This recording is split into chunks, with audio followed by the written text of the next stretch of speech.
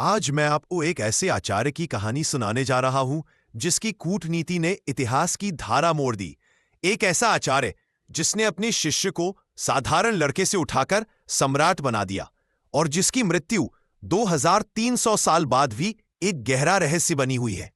कहानी शुरू होती है तक्षशिला की उस शांत भूमि से जहां विद्या का दीप जलाया करता था आचार्य चाणक्य, तेज आंखों वाला, गंभीर स्वभाव वाला और कूटनीति का जन्मजात ज्ञाता।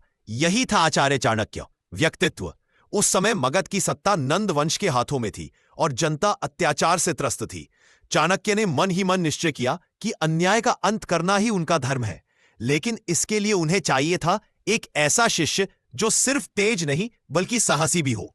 यही वह क्षण था जब उनके जीवन में आया एक युवा जिसका नाम था चंद्रगुप्त। चाणक्य ने उसकी आंखों में वह चमक देखी जो आने वाले समय का संकेत दे रही थी। उन्होंने उसे राजनीति, युद्ध नीति, जन प्रबंधन और नेतृत्व की हर कला सिखाई। धीरे धीरे वह युवा चाणक्य की छाया बन गया और वही छाया एक दिन इतिहास बदलने वाली थी।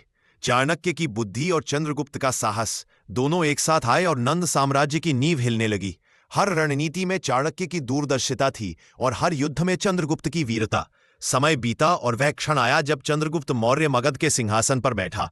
सिंहासन पर बैठते ही उसने अपने गुरु के चरणों में सिर झुका दिया, क्योंकि उसकी जीत का असली निर्माता वही था। मौर्य साम्राज्य की नींव चाणक्य की नीति पर रखी गई और उनकी अर्थशास्त्र आज भी दुनिया की महानतम पुस्तकों में गिनी जाती है।